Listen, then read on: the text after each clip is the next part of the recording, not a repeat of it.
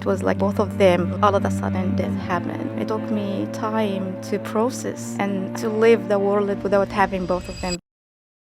She looked me in the eye and she said, okay, I can see 3 suspicious masses in your right breast and we need to do an ultrasound ASAP. And I was like looking into her, I was like, really? And she said yes, like my heart was sinking and I was like, oh my God. I was dreaming one day I'm gonna hold her babies. I was like, let me dream of that. Let me focus on that because I don't wanna leave them in this life alone, navigating this alone. They show up out of nowhere, get together. One of them, Rose, she's my sister. She's not my blood, but I swear to God, she's like as close to my sister to me. She organized like a WhatsApp group and she added all my female co-workers. And hey, this is what Mona's having right now and we need to be with her around this time. Cannot tell you what was the responses for everybody. Let's talk about your breast. A different kind of podcast presented to you by The Rose, a breast center of excellence and a Texas treasure. You're going to hear frank discussions about tough topics. And you're going to learn why knowing about your breast could save your life.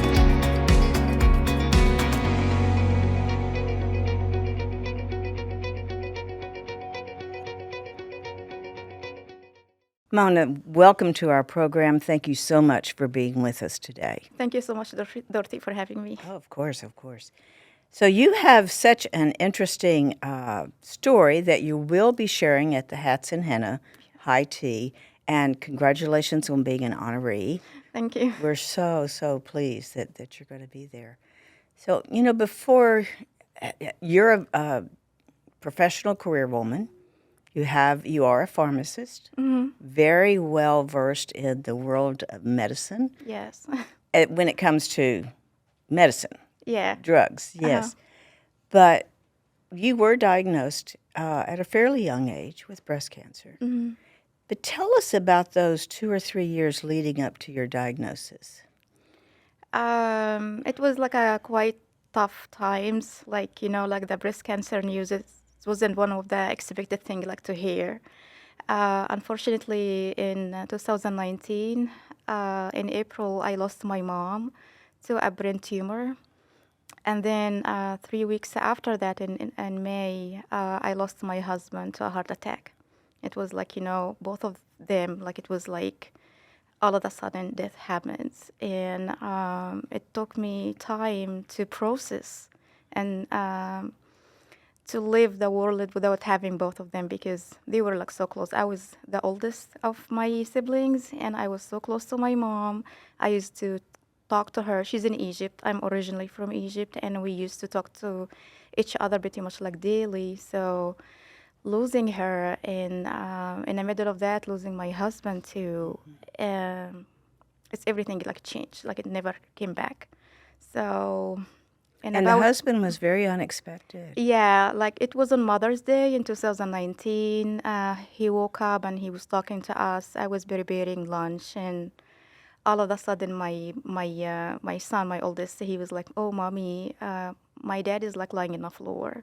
I was like, what is happening? And he was like, I don't know. He doesn't respond.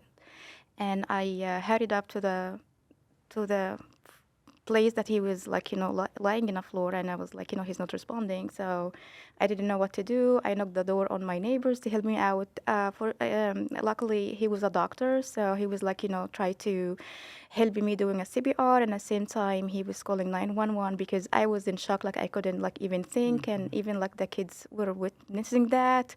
I had his wife taking the kids from me because, like they're not supposed to see. But like I couldn't think. And then, by the time the 911 came and they tried to rescue him and they transferred him to the hospital, my hospital that I work with, the ER in my hospital. He didn't make it. Like by the time, I arrived after the ambulance took him, they just told me the news, like it's just like he's gone. And I don't know. In the beginning, is denial. You cannot believe, your partner for like over 15 years has gone, and I had to go back to Egypt to the funeral. This is what his family requested, and I was like, living in my dad's house at this time. So there is no mom.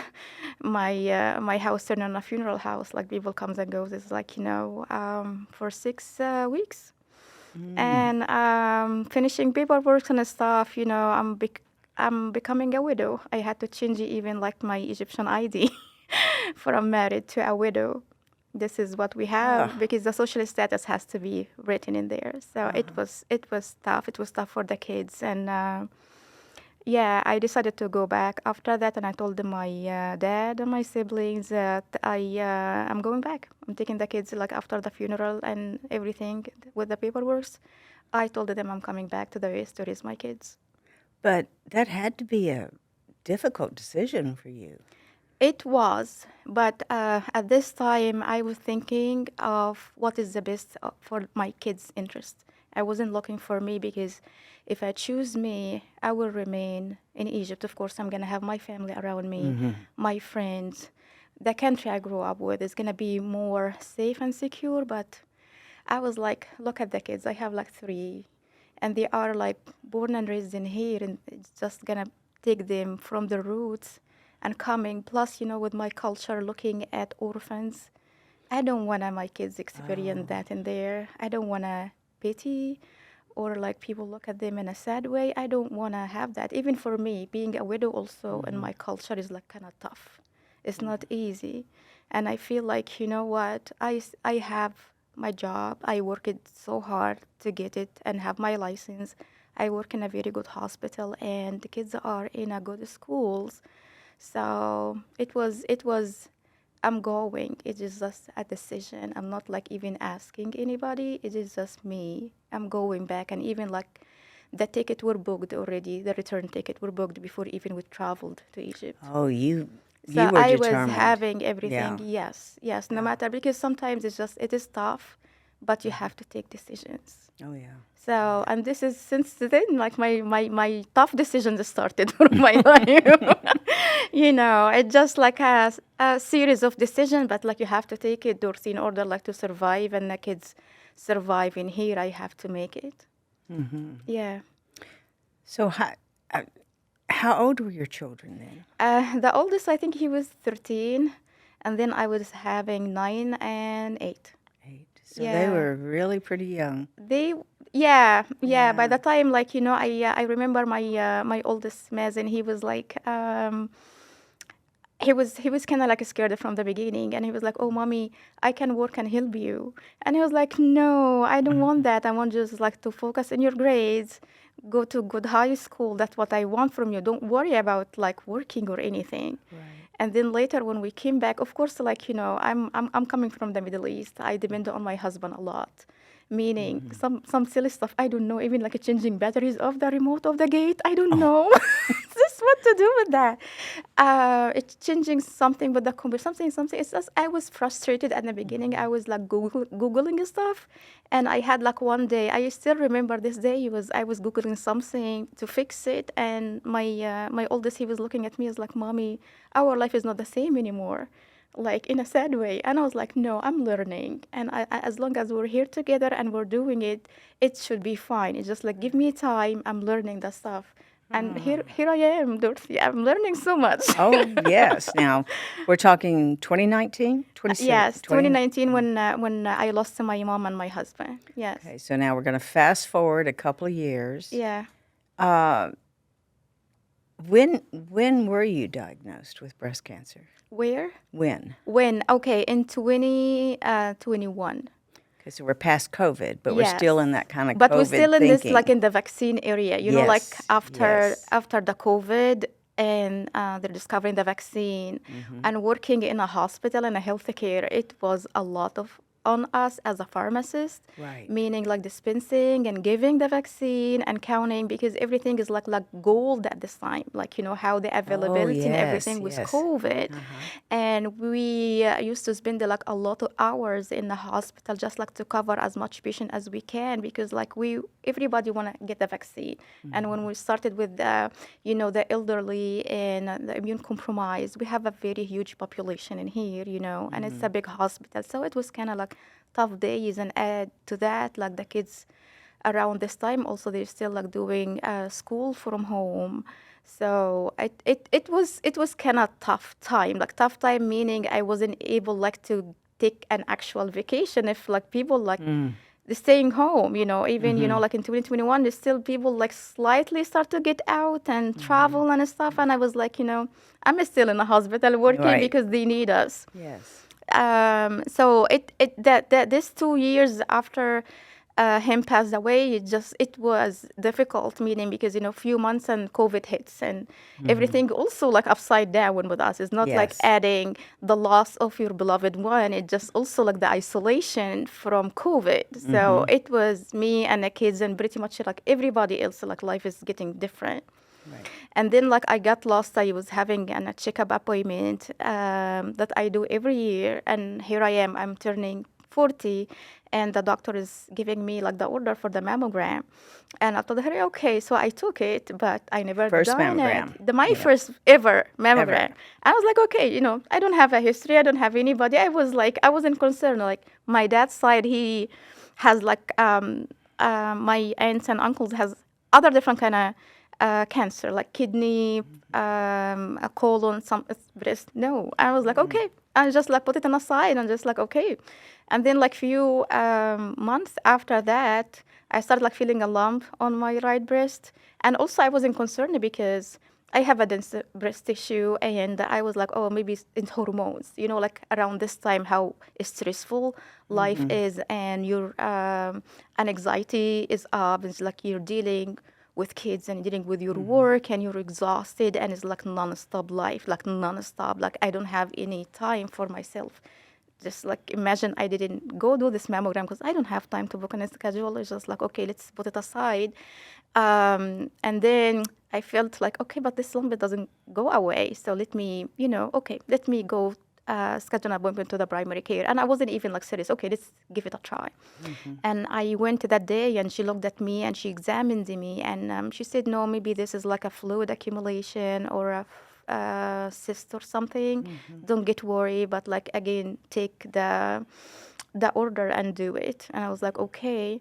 So surprisingly, like living in a medical center here in Houston, I don't know, took up to 6 weeks. I cannot remember. It's like a long wait list to get this mammogram, and I don't know what happened. But anyway, I went and for my first time to get the mammogram, I was scheduled at 8 o'clock in the morning. And I was off this day from work, but I had to go to take a test. It's something like for a requirement for like, promotion or something that I need to take. And I had it scheduled, I think it's around 11 o'clock in the morning. So I was like, okay, it's perfect. 1 hour, the test and the mammogram, and then I will go. So when I went, when they asked me, hey, do you have any lump? Do you feel anything? I said like, yeah. And then, so we need to change in the mammogram from a checkup to a diagnostic. And this is like, I didn't even know this term. And I was like, okay, what does it mean? And they said, no, it's per protocol, it's required to have a mammogram and an ultrasound. This is in case you are feeling something. So this is the first time also like knowing that. And you said, we can reschedule you for another time because we need to fit you in a schedule for an ultrasound. And I was like, can you do something? And he said, okay, if you don't mind waiting, we will call the insurance and get the approval, and then we're going to squeeze you in. I was like, okay, I can wait. I don't want to come back. So I waited, and luckily they were able to process the paperwork and got the approval from the insurance, and I got in. I did at the beginning the mammogram, and then I waited for the ultrasound. So I remember the lady, she was doing my ultrasound. She kept back and forth in specific areas on my breast, my right breast, and pressure a little bit and come back. And then like she started asking me questions. And she was like, do you have kids? I told her, yeah, I have 3. I was like, but like in a tone, like, it's kind of like suspicious to me. I was like, how old are your kids? Do you have anybody here? And then I started like to get worried. And then like all of a sudden she was like, okay, can you hold it for a second? I need to get the doctor.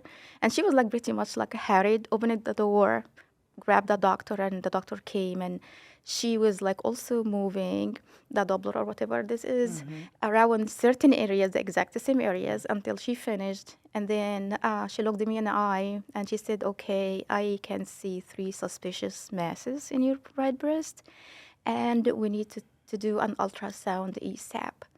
And I was like looking into her, this is To do an ultrasound or a biopsy? sorry, a biopsy for the yeah. 3 areas. And I looked this like, really? And she said yes. And she was like, oh, how is your availability in your work schedule? I told her like, whatever. Like I will free up. This is getting serious. I will free up my appointments. And she said, okay, if we can get the approval from the insurance, are you okay waiting today? I was like, yes, I'm not leaving. So, and she said, okay, just like, okay, again, go to the waiting area. And if you're hungry, there's a cafeteria because it's getting closer to the lunchtime. And she said, if you are hungry, go to the cafeteria. There is food, and we will call you, like when it's your turn. So I got out, and I had to make a phone call for the hospital that I cannot attend today. And I called my supervisor, and I told her like, I have something came up. I was doing a mammogram, and they found something right now, and I need to do a biopsy. And then like I started like crying. And she told me, no worries, you're still young, like I don't think it's something serious. This is like a routine. So I canceled whatever I was having in a hospital, and I waited in a waiting area. I couldn't eat anything. I was like, I don't know who to take us. I just texted my sister. She's in Egypt also, and I was like, okay, I'm waiting. I have something in my wrist. I don't know. And I didn't text to my friends because I know like they're gonna freak out, and it's so early to tell. Luckily, we got everything, and they were able to do the biopsy, the 3 areas. And after that, they asked me for another mammogram to do. I went again to do this second mammogram, and all of a sudden I fainted. I found myself on the floor. I don't know, like the anesthesia or me not eating the whole day. So 1 second I was like taking the mammogram, and other sound I was on the ground, and the nurses like around me trying to, and Rouse you, yes. yeah, and I was like, I was like, am I still dreaming or this is real? And then it is still real, Dorothy. And I was like, oh my God, I'm in this. And they asked me if you have any company, and I told them no because I wasn't expected this was gonna happen. This is gonna be my day. And oh, do you wanna call somebody? I told them no. Just like give me 5 minutes. I will be fine to drive home. And I did. I went home, and I went silent, and I don't know what to do or who to take us in. And I was like, And then later in this evening, I texted one of my friends. She's an oncology pharmacist, and I tell her, "Hey, this is what I did." And she's, Mona, are you serious? And I asked her if she can show this to her husband. He's a radiology oncology too. And he showed it to another friend. And she said, okay, Mona, we don't want to jump into something, but it might be something. But like we need to see the biopsy. Because a day after the ultrasound, initial report, it showed, oh, it's suspicious for malignancy. So see the word malignancy is like my heart was sinking, and I was like, oh my God. And I called another friend, and she said, Mona, you don't want to have this in your life.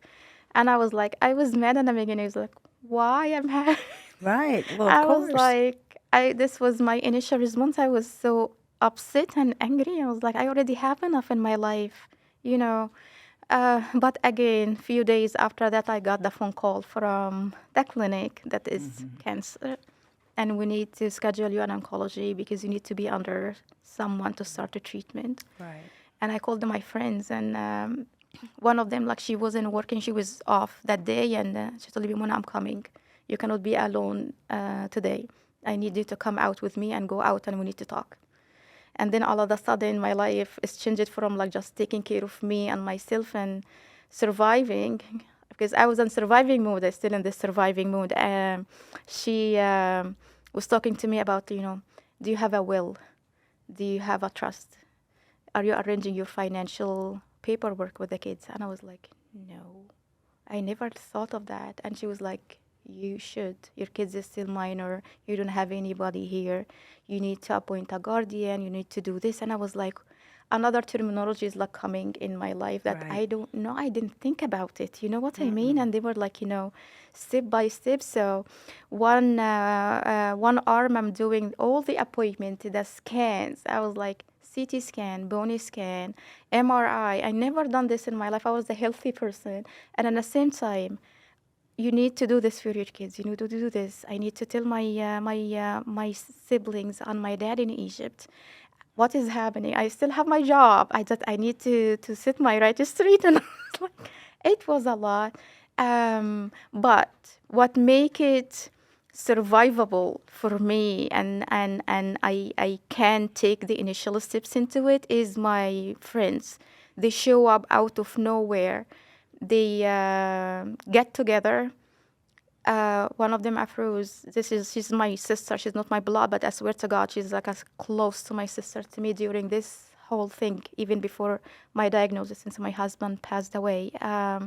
She organized like a WhatsApp group, and she added all my female coworkers. And hey, this is what Mona's having right now, and we need to be with her around this time.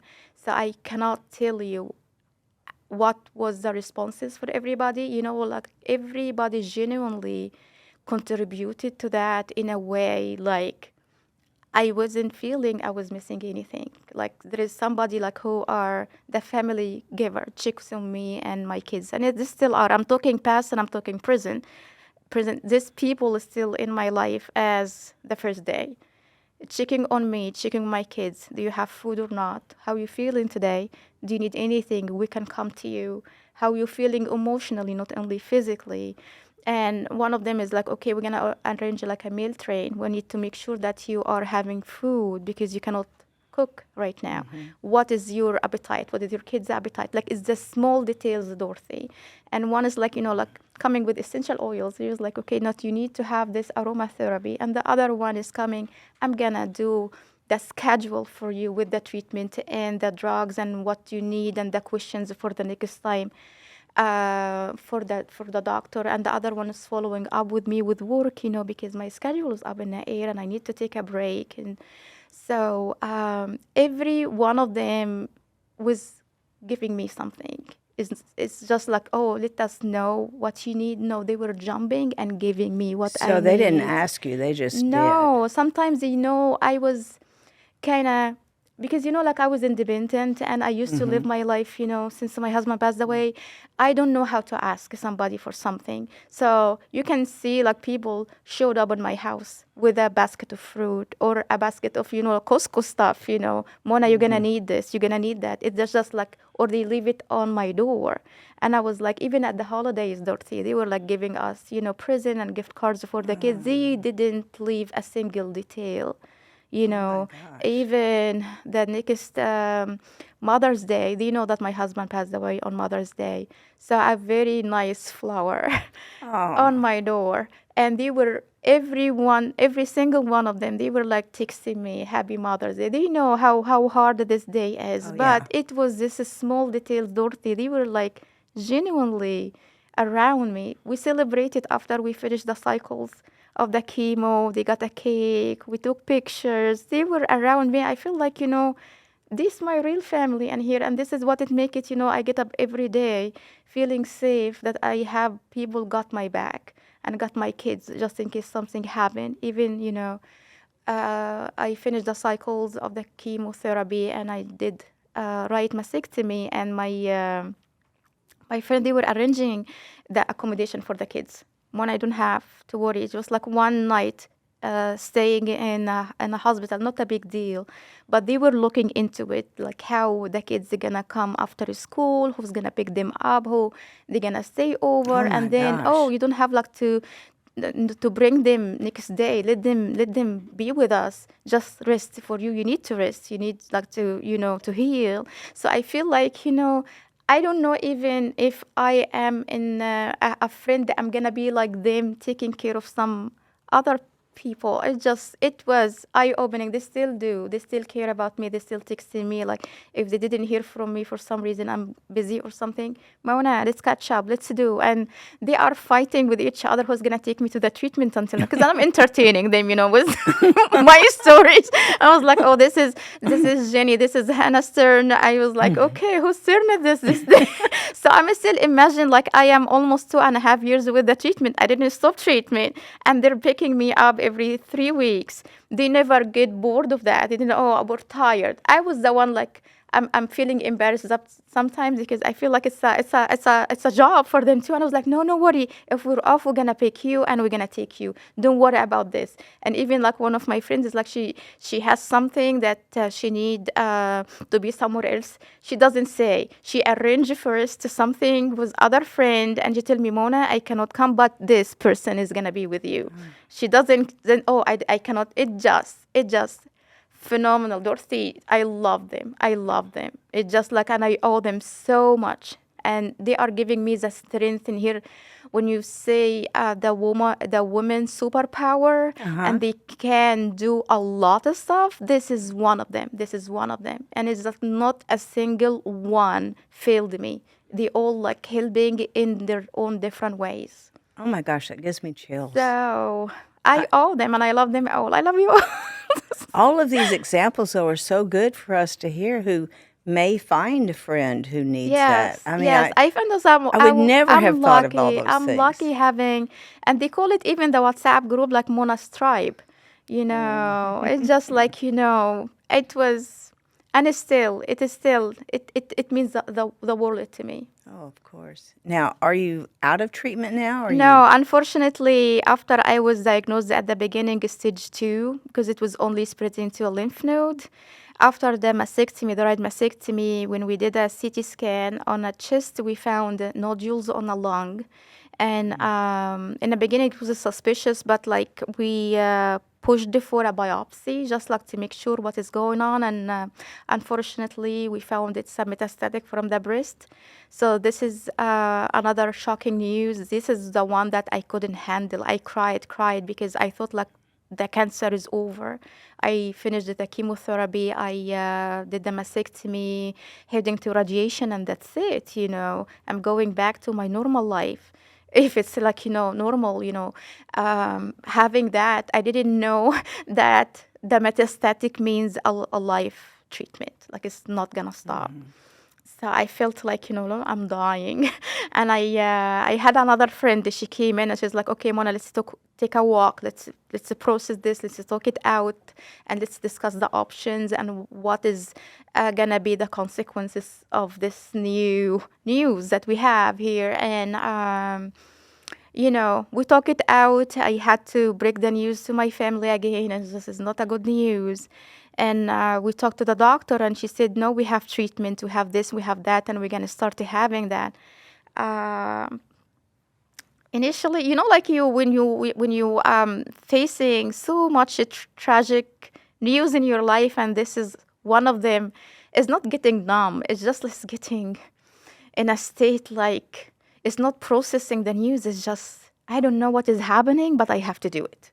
I have 3 kids, and everybody's like, I know you have to take care of yourself. You still have 3 kids in your shoulder, and you listening to this sentence, you feel like your shoulder is heavy and getting heavier. It's not getting lighter. You thought it's getting lighter by finishing the surgery, but it's not.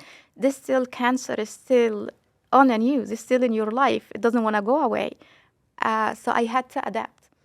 I had to accept like I'm gonna have treatments. I'm gonna have a scheduled scan from time to time. I'm gonna be working. I'm gonna be taking care of the kids. So the thing is, like in the beginning, I was having a rough time dealing with the kids. How you see me sick for a few days.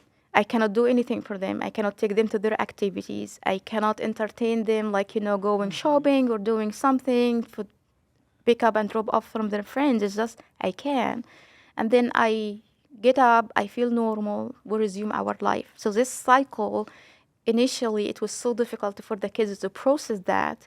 It was scary for me seeing the kids like that. Like I had a tough time how to break the news to my kids because these kids saw their dad lying on the ground, dying, and now they're seeing their mom losing her hair and getting treatment and getting weaker.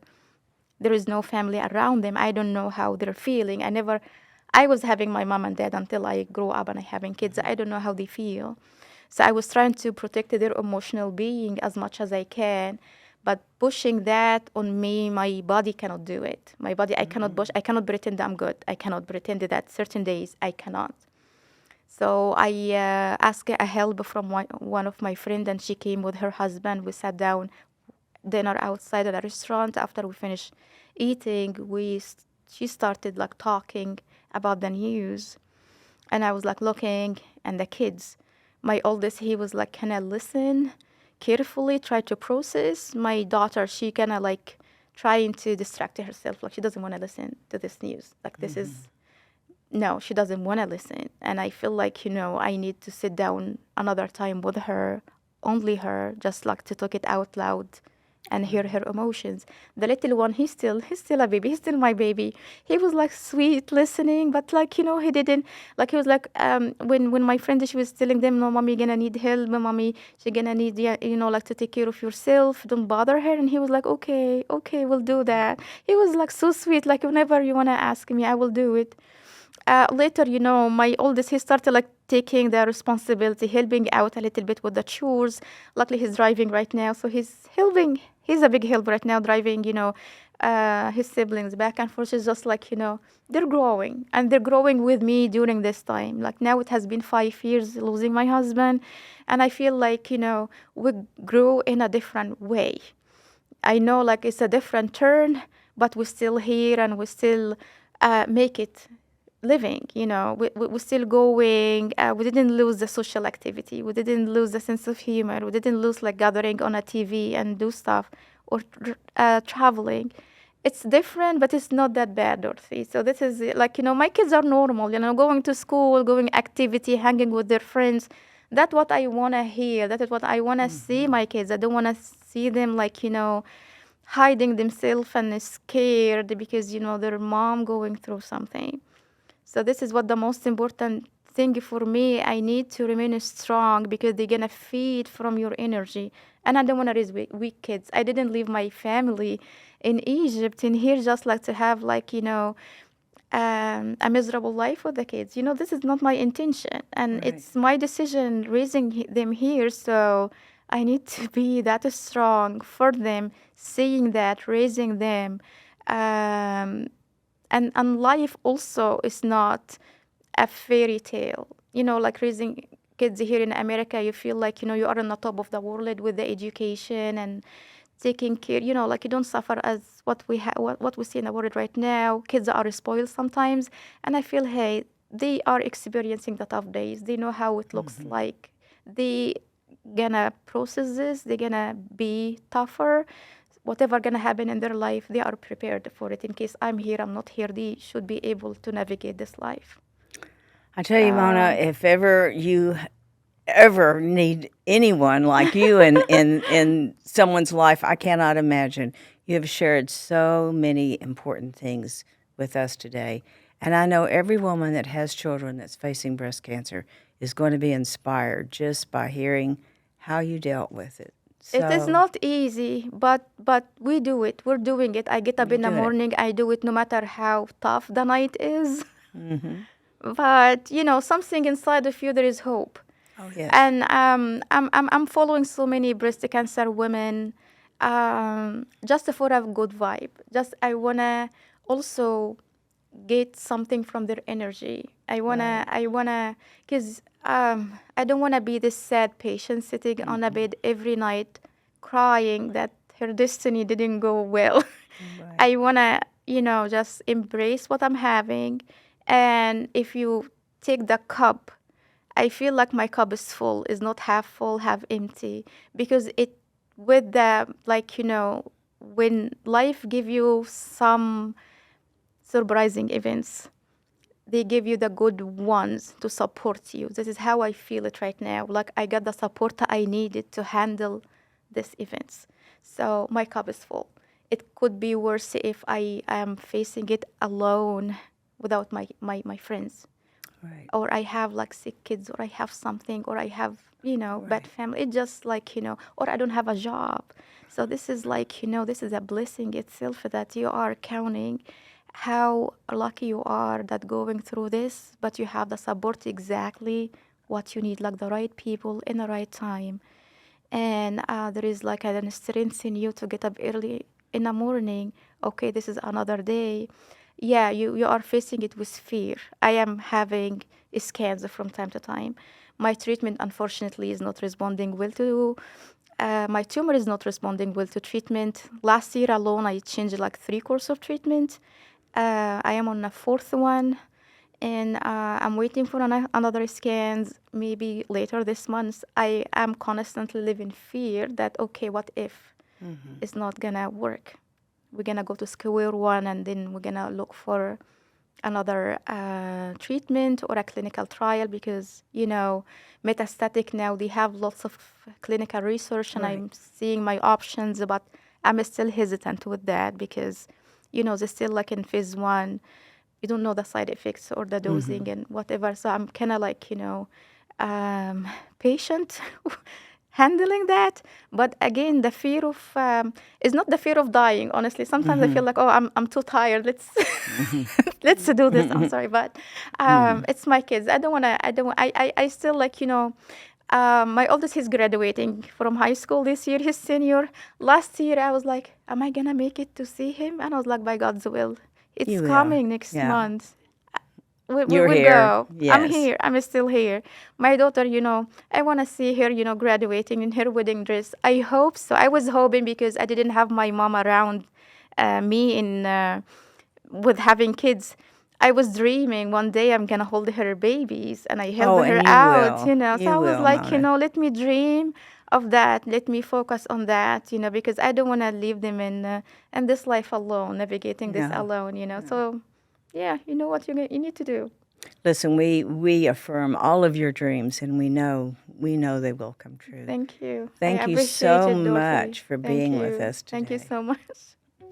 Thank you for joining us today on Let's Talk About Your Breasts. This podcast is produced by Speak Podcasting and brought to you by The Rose. Visit therose.org to learn more about our organization. Subscribe to our podcast, share episodes with friends, and join the conversation on social media using hashtag Let's Talk About Your Breasts. We welcome your feedback and suggestions. Consider supporting The Rose. Your gift can make the difference to a person in need. And remember, self-care is not selfish, it's essential.